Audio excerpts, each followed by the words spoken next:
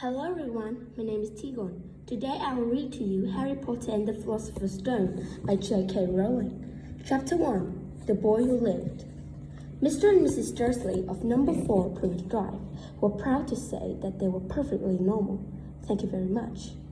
They were the last people you'd expect to be involved in any strange or mysterious because they just didn't hold such nonsense. Mr. Dursley was a director of a firm called Grunnings, which made grills. He was a big, beefy man with hardly any neck, although he did have a very large moustache. Mrs. Dursley was thin and blonde and had nearly twice the unusual amount of neck, which came to be very useful as she spent so much of her time craning over garden fences, spying on the neighbors. The Dursley had a small son called Dudley, and in their opinion, there was no further boy anywhere. The Dursley had everything they wanted, but they also had a secret, and their greatest fear was that somebody would discover it. They didn't think they could bear it if anyone found out about the Potters. Mrs. Potter was Mrs. Dursley's sister, but they hadn't met for several years. In fact, Mrs. Dursley pretended that she didn't have a sister because her sister and her good-for-nothing husband was as un-Dursleyish as it was possible to be. The Dursleys shuddered to think that the neighbors would say if the Potters arrived in the street. The Dursley knew that the Potters have a small son too, but they never even seen him. This boy was another good reason for keeping the Potters away. They didn't want Dudley missing with a child like that. When Mr. and Mrs. Dursley woke up on the duel, Great Tuesday, our story starts. There was nothing about the cloudy sky outside the strugglers, and strange and mysterious thing would soon be happening all over the country. Mr. Dursley hummed as he picked out his most boring tie for work, and Mrs. Dursley gossiped, always happily as she wrestled a screaming Dudley into his high chair. None of them noticed a large twinkling owl flitting past the window. At 8:30, Mr. Dursley picked up his briefcase, peeked Mrs. Dursley on the cheek, and tried to kiss Dudley goodbye, but missed, because Dudley was now having a tantrum and throwing his cereal on the wall. "Little tyke," chortled Mr. Dudley as he left the house. He got into his car and backed out the number 4's drive. It was on the corner of the street that he noticed the first sign of something particular, a cat reading a map. For a second, Mr. Dursley didn't realize what he had seen. Then he jerked his head around to look again. There was a tabby cat standing on the corner of Plymouth Drive, but there wasn't a map in sight. What could he have been thinking of? It must be a trick of the light. Mr. Dursley blinked and stared at the cat. It stared back. As Mr. Dursley drove the corner and up the road, he watched the cat in his mirror. It was now reading the sign that said Plymouth Drive. No, looking at the sign, cats couldn't read maps or signs. Mr. Dursley gave himself a little shake and put the cat out of his mind. As he drove towards the town, he thought of nothing except a large order of drills he was hoping to get that day. But on the edge of the town, drills were driven out of his mind by something else. As he sat in the usual morning traffic jam, he couldn't help noticing there seemed to be a lot of strangely dressed people out. People in clothes. Mr. Dursley couldn't bear people who dressed in funny clothes. The get-ups who saw on young people. He supposed it was some stupid new fashion. He drummed his fingers on the steering wheel, and his eye fell on a huddle of these weirdos standing quite close by. They was whispering excitedly together. Mr. Dursley was enraged to see that a couple of them were young enough. Why, That man had to be older than he was. He was wearing an emerald green cloak. The nerve of him. But then it struck Mr. Dursley that this was probably some silly stunt. These people were obviously connecting with something. Yes, that would be it. The traffic moved on, and a few minutes later, Mr. Dursley arrived in Grunning's car park, his mind back on drills. Mr. Dursley always sat with his back to the window in his office on the 9th floor. If he hadn't, he might have found it harder to concentrate on drills that morning. He didn't see the owls swooping past the board in broad daylight. Though people down the street did, they pointed and gasped open-mouthed at owls after owls sped overhead. Most of them had never seen an owl, even at night time. Mr. Dursley, however, had a perfectly normal, owl-free morning. He yelled at 5 different people. He made several important telephone calls and shouted a bit more. He was in a very good mood until lunchtime, when he thought he would stretch his legs and walk across the road to buy himself a bun from the baker's opposite shop. He'd forgotten all about the people in clothes until he passed a group of them next to the baker's. He eyed them angrily as he passed. He didn't know why, but they made him uneasy. This lot were whispering excitedly too, and he couldn't see a single connecting tent. It was on his way back past them, clutching a large donut in her bag. Then he caught a few words that they were saying. The Potters, that's right. That's what I heard. Yes, their son, Harry. Mr. Dursley stopped dead. Fear flooded him. He looked back at the whispers as if he wanted to say something to them, but thought better of it. He dashed back across the road, hurried up to his office, slammed the secretary not to disturb him, seized his telephone, and almost finished dangling his home number when he changed his mind. He put the receiver back down and stroked his mustache, thinking, no, he was being stupid. Potter wasn't an unusual name. He was sure there was a lot of people called Potters who had a son called Harry. Come to think of it, he wasn't sure his nephew was called Harry, and never even seen the boy. If it might have been Harry or Harold, but there was no point in worrying Mrs. Dursley. She always got so upset at any mention of her sister. He didn't blame her if he had a sister like that. But all the same, those people in cloaks. He found it a lot more hard to concentrate on drills that afternoon. And when he left the building at 5 o'clock, he was still not worried that he walked straight into someone just outside the door. Sorry, he grunted, as the tiny old man stumbled and almost fell. It was a few seconds before Mr. Dursley realized that the man was wearing a violet cloak. He didn't seem at all upset at almost being knocked out to the ground. Unconcentrated, his eyes split into the wide smile, and he said in a squeaky voice that made the passerby stare, Don't worry, Mr. Seer, for nothing could upset me today. Rejoice are you, for you know who has gone at last. Even muggles like yourself should be celebrating this happy, happy day. And the old man hugged Mr. Dursley around the middle and walked off. Mr. Dursley stood rooted to the spot. He hadn't been hugged by a complete stranger. He also thought that he had been called a muggle. Whatever that was, he was rattled. He hurried to his car and set off home, hoping he was imagining things which he had never hoped before, because he didn't approve the imagination.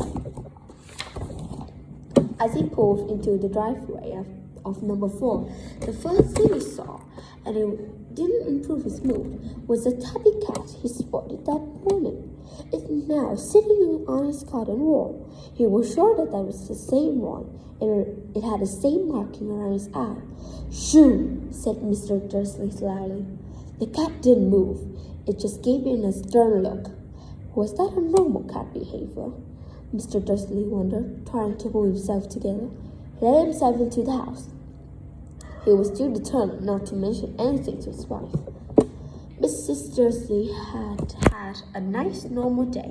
He told him all over dinner about Mrs. Next Door problems with her daughter and how Dudley had learned a new word, shut. Mr. Dursley tried to act normally. When Dudley had been put to bed, he went into the living room in time to catch the last report on evening news. And finally, bird watchers everywhere have been reported that the nation's owl have been behaving very unusually today. Although owls normally hunt at night and they're hardly ever seen in daylight, there have been hundreds of sightings of these birds flying in every direction since sunrise. Experts are unable to explain why the owls suddenly changed their sleeping patterns. The newsreader allowed himself a grin. Most mysterious. And now, over to Jim Muffins with the weather. Going to be any more showers of owls tonight, Jim? Well, Ted, said the weatherman, I don't know about that. But it's not the only owls have been acting awful today. Few as far apart as Kent, Yorkshire, and Dundee have been phoning in to tell me that instead of rain, I promised yesterday they had a downpour of shooting stars. Perhaps people have been celebrating bonfire night early. It's not until next week, folks, but I can promise a wet night tonight. Mr. Dursley sat frozen in his armchair. Shooting star over Britain. Owls flying by daylight. Mysterious people in clothes all over the place. And a whisper about the Potters. Mrs. Dursley came into the living room carrying 2 cups of tea. It was no good. He had to say something to her. He cleared his throat nervously. Petunia, dear, you haven't heard from your sister lately, have you? As he expected, Mrs. Dursley looked shocked and angry. After all, they normally pretend she didn't have a sister. No, she said sharply. Why? Funny stuff on the news, Mr. Dursley mumbled. Owls, shooting stars, and there was a lot of funny-looking people in town today. So, snapped Mrs. Dursley. Well, I just thought maybe it was something to do with, her lot. Mrs. Dursley slipped her tea through pursed lips. Mr. Dursley wondered whatever he dared tell her that he heard the name Potter. He decided he didn't dare. Instead, he said, as casually as he could, their son, he'd be about Dudley's age now, wouldn't he? I suppose so, said Mrs. Dursley stiffly. What is his name again? Howard, isn't it? Harry. Nasty common name, if you ask me. Oh, yes, said Mr. Dursley, his heart sinking horribly. Yes, I quite agreed. He didn't say another word on the subject as they went upstairs to bed. While Mrs. Dursley was in the bathroom, Mr. Dursley crept into the bedroom window and peered down into the front garden. The cat was still there. It was staring down Privet Drive as though it was waiting for something. Was he imagining things? Could all this have been anything to do with the Potters? As it did, if it got out that they were related to a pair of them, well, they didn't think he could bear it. The Dursley got into bed. Mrs. Dursley fell asleep quickly, but Mr. Dursley lay awake, turning all over his mind. He laughed, comforting thought before he fell asleep, and that even if the Potters were involved, there was no reason for them to come near him and Mrs. Dursley. The Potters knew very well that he and Petunia thought about them and their kind. He couldn't see how he and Petunia could get mixed up in anything that might be going on. He yawned, turned over. It couldn't affect them. How very wrong he was. Mr. Dursley might have been drifting into an uneasy sleep, But the cat on the wall outside was showing no sign of sleepiness. It was sitting as still as a statue, its eyes fixed unblinkingly on the far corner of Privet Drive. It didn't so much as quiver when the car door slammed in the next street and 2 hours swooped overhead. In fact, it was nearly midnight before the cat moved at all. A man appeared on the corner. The cat had been watching, appeared so suddenly and silently, you never thought he was popped out of the ground. The cat twitched, and its eyes narrowed. Nothing like this man could ever be seen on Privet Drive. He was tall, thin, and very old, judging by the silver of his hair and beard, which was both long enough to tuck into his belt. He was wearing a long robes, a purple cloak which swept the ground in high heeled buck boots. His blue eyes were light, bright and sparkling behind half-moon spectacles, and his nose was very long and crooked, as though he had been broken at least twice. This man's name was Albus Dumbledore. Albus Dumbledore didn't seem to realize that he had just arrived in the street where everything from his name and his boots was unwelcome. He was busy remaining in his cloak, looking for something, but didn't seem to realize that he was being watched, because he looked up suddenly at the cat, who was still staring at him from the other end of the street. For some reason, the sight of the cat seemed to amuse him. He chuckled and muttered, "I should have known." He had found what he was looking for in his inside pocket. It seemed to be a silver Cyrite lighter. He flicked it open, held it up in the air, and clicked it. The nearest street lamp went out with a little pulse. He clicked again. The next lamp flickered into darkness. 12 times he clicked the put outer, until the only light left in the whole street was 2 tiny pinpricks in the distance, which were the eye of the cat watching him. If anyone looked out of the window now, even badly-eyed Mrs. Dursley, they wouldn't be able to see anything that happened down on the pavement. Dumbledore slipped the put outer back inside his cloak and set off down the street towards number 4, where he sat down into the wall next to the cat. He didn't look at it, but after a moment he spoke to it. "Fancy seeing you here, Professor McGonagall." He turned to smile at the tablet, but it has gone. Instead, he was smiling at a rather sturdy-looking woman who had square glasses exactly at the shape of markings in the cat had around its eye. She, too, was wearing a cloak, an emerald one. Her black hair was drawn into the tight bun. He was looked distantly ruffled.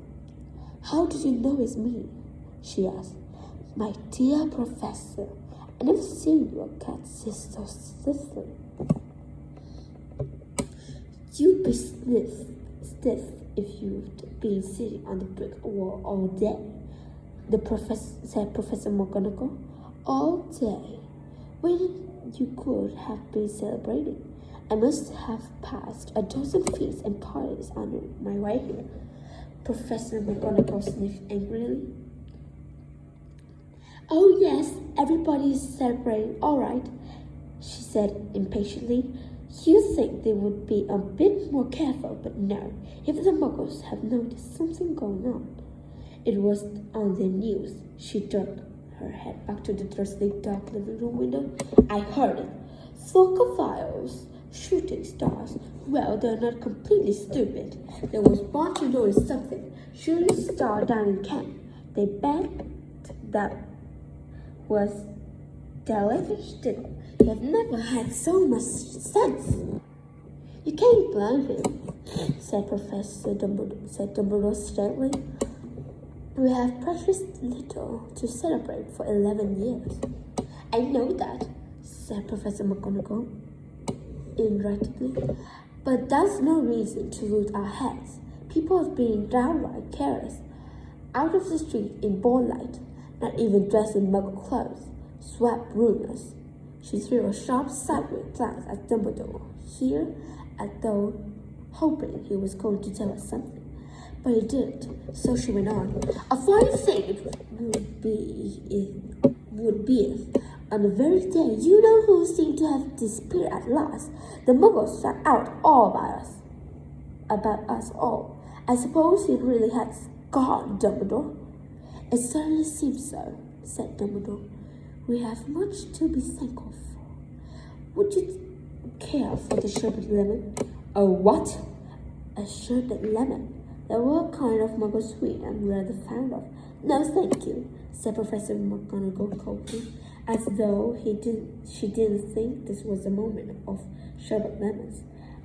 As I say, even if you know who has gone, my dear Professor, surely a sensible person like yourself can call him by his name. All this you-know-who nonsense. For 11 years I've been trying to persuade people to call him his proper name, Voldemort. Professor McGonagall flinched, but Dumbledore, who was thinking to serve lemons, seems not to notice. It's all getting too confusing if we keep saying you-know-who. I have never seen any reason to be frightened of saying Voldemort's name.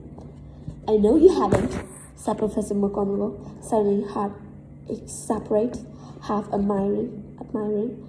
But you're different. Everyone knows you're the only one you know who.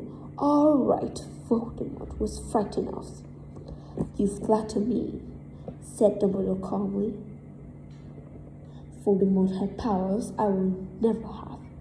Only because you're too, well, noble to use them. It's lucky it was dark. I haven't blushed so much since Madame Pomfrey told me she liked my new earmuffs. Professor McGonagall shoot a sharp look at Dumbledore and said, the owls are nothing to dreamers, that they were flying around. Do you know what everyone's saying about why he disappeared? About what finally stopped him? It seems that Professor McGonagall had reached the point that she almost anxious to discuss. The reason she has been waiting on a cold hard wall all day, that for neither as a cat nor a woman had she fixed Dumbledore with a piercing stare as she did now. It was plain that whatever everyone was saying, she was not going to believe it until Dumbledore told her it was true. Dumbledore, however, was choosing another sherbet lemon and did not answer. What they're saying, she pressed on. It's the last night Voldemort turned up in Godric Hollow. He went to find the Potters. The rumor is that Lily and James Potter are dead. Dumbledore bowed his head. Professor McGonagall gasped. Lily and James, I can't believe it. I didn't want to believe it. Oh, Albus! Professor Dumbledore reached out and patted her on the shoulder. I know, he said heavily. Professor McGonagall's voice trembled as she went on. Not at all. They say he tried to kill Potter's son, Harry, but he couldn't. He couldn't kill that little boy. No one knows why or how. But they say that when he could kill Harry Potter, Voldemort's power somehow broke, and that's why he's gone. Dumbledore nodded grimly. It's true, that flattered Professor McGonagall. After all, he's done. All the people he's killed. He couldn't kill the little boy. It was just astounding all the things to stop him. But how in the name of heaven did Harry survive? We can only guess, said Dumbledore. We may never know. Professor McGonagall pulled out her lance handkerchief and dabbed at her eyes beneath her spectacles. Dumbledore had a great sniff as he took a golden watch from his pocket and examined it. It was a very odd watch. It had 12 hands but no numbers. Instead, little planets are moving around the edge. It must have made sense to Dumbledore, although, because he put it back in his pocket and said, Hagrid's late. I suppose it was he who told you I would be there, by the way. Yes, said McGonagall. And don't you suppose you're going to tell me why you're here? Of all places. I've come to bring Harry to his aunt and uncle. They were the only family he has now. You don't mean you can't mean the people who live here, cried Professor McGonagall, jumping to her feet, pointing at number 4. Dumbledore, you can't. I've been watching them all day. You could find 2 people who are less like us. And they've got this son. I saw him kicking his mother all the time in the way, up the street, screaming for sweets. Harry Potter, come and live here. It was the best place for him, said Dumbledore firmly. His aunt and uncle will be able to explain everything to him when he's older. I've written them a letter. A letter? Repeat Professor McGonagall faintly, sitting back down and walk. Really, Dumbledore. You think you can explain all this in a letter? These people will never understand him. He'd be famous, a legend. I wouldn't be surprised if today has known as Harry Potter Day. In future, there will be books written about Harry. Every child in the world will know his name. Exactly, said Dumbledore, looking very seriously over the top of his half-moon glasses. It would be enough to turn any boy's head. Famous before he can walk and talk. Famous for something he wouldn't even remember.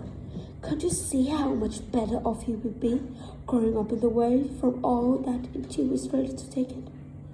Professor McGonagall opened her mouth, changed her mind, and then said, Yes, you're right. Of course, but how did this boy get here, Dumbledore? She eyed his cloak suddenly as though she thought he might be hiding Harry underneath it. Harry, Hagrid bring him. You think it's wise to trust Hagrid with something as important as this? I would trust Hagrid with my life, said Dumbledore.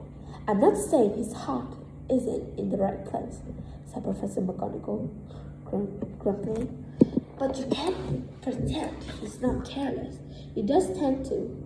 What was that? A low grumping sound had broken in the silence around them. It grew steadily louder as they looked up and down the street for some sign of the headlights. It wheeled to the road and they both looked up in the sky. And a huge motorbike fell off of the air and landed on the road in front of them. If the motorbike was huge, it was nothing to the man sitting astride it. It was almost twice as tall as a normal man, and at least 5 times as wider. He looked simply too big to be alive, and so wide, long taggles and bushy black hair and beard hid almost off his face. He had hands the size of dustbin lids, and his feet in the leather boots were like baby dolphins. In his vast, muscular arms, he was holding a bundle of blankets. Hagrid, said Dumbledore, sounding relieved. At last. And where did you get that motorbike? Borrow it, Professor Dumbledore, sir, said the giant, climbing carefully off the motorbike as he spoke. Young Sirius Black lent it to me. I've got him, sir. No problem. Were there? No, sir. House was more destroyed, but I got it out all right before the muggles dared to swarm around. He fell asleep as he was flying over Bristol. Dumbledore and Professor McGonagall bent forwards around the bundle of blankets. Inside, just visible, was a baby boy, fast asleep, under a tuft of jet black hair over his forehead. They could see a curiously shaped cut, like a bolt of lightning. Is that what? whispering Harry. Professor McGonagall. Yes, said Dumbledore. He has that scar forever. Could you do something about it, Dumbledore? Even if I could, I wouldn't. Scars can come in useful. I have one myself above my left knee, and which it was a perfect map of London Underground. Well, give him here, Hagrid. Would you like better if get this over with? Dumbledore took Harry in his arm and turned towards the Dursley house. Could I say goodbye to him, sir? Asked Hagrid. He bent his great shaggy head over Harry and gave him what must be a very scratchy, whiskery kiss.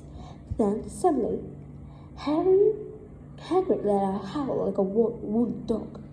Shh! Hissed Professor McGonagall. You wake the muggles.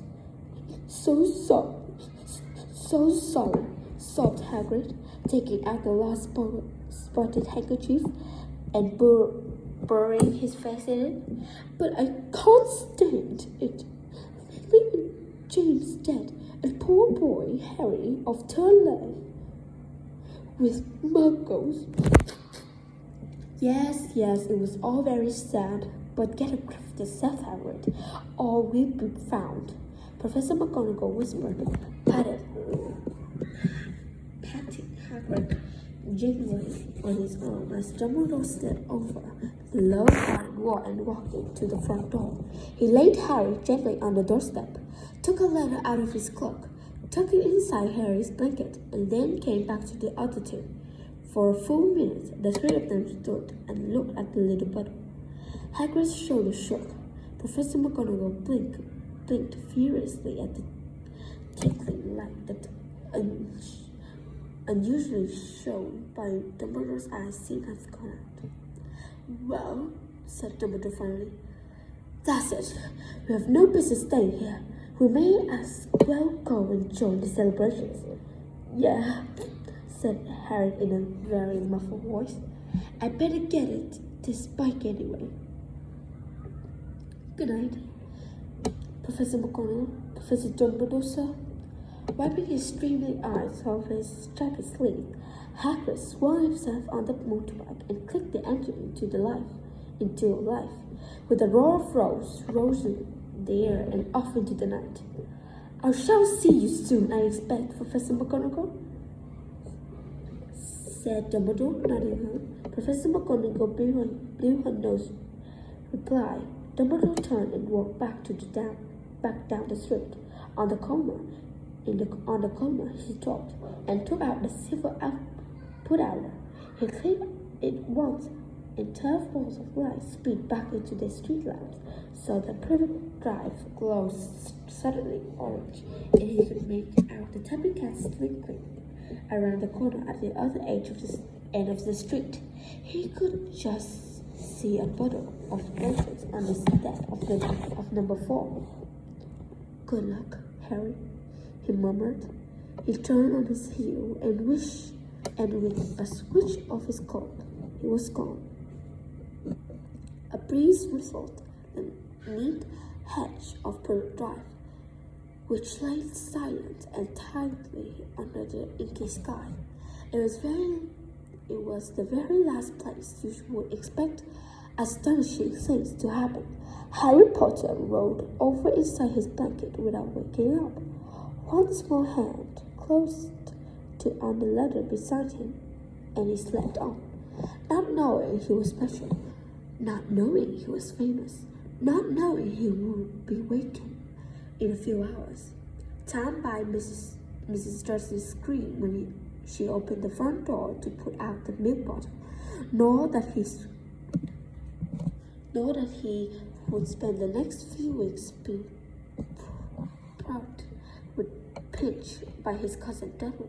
He couldn't know that at this very moment, people meeting in the secret all over the country were holding up their glasses and saying in hushed voice, "To Harry Potter, the boy who lived." Thank you, everyone. That was chapter 1.